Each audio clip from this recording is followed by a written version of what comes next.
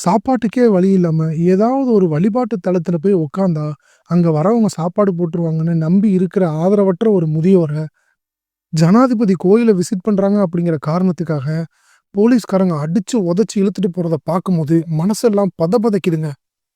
அதிகாரத்துல அடிநிலையில இருக்கக்கூடிய ஒரு சாதாரண போலீஸே இப்படி நடந்துக்கிறாங்களே! ஆனா, முழு அதிகாரமும் தன்னோட கையில இருக்கும்போது, இங்க ஒருத்தர் எப்படி நடந்துக்கிட்டாருங்கிறத பாருங்களேன். ஒரு முறை ஒரு கிராமவாசி மசூதிக்குள்ள வந்து சிறுநீர் கழிச்சுக்கிட்டு இருந்தாரு. அத பார்க்கும்போது அங்க இருக்கிறவங்கலாம் சத்தமிட்டு அவர போய் கண்டிக்க பார்த்தாங்க. அப்ப இறைத்தூதர் முகமது அவர்கள், "அவர விட்டுருங்க. அவர் சிறுநீர் கழித்து முடிக்கட்டும்" அப்படின்னு அவரு சிறுநீர் கழித்து முடிக்கிற வரைக்கும் அவர போக விட்டுட்டு, அதுக்கப்புறம் தண்ணீய கொண்டு வர சொல்லி அந்த இடத்த சுத்தம் பண்ண சொன்னாங்க. ஒரு மனுஷன் சக மனுஷனோடு எப்படி நடந்துக்கணும் அப்படின்னு வாழ்ந்து காட்டுறதுக்காக முன்மாதிரியாக அனுப்பப்பட்டவர் தான் இந்த இறைத்தூதர் முகமது அவர்கள். உங்களுக்கும் நேரம் கிடைச்சா இந்த மனிதனுடைய வாழ்க்கை வரலாற வாசிச்சு தான் பாருங்களேன். நன்றி.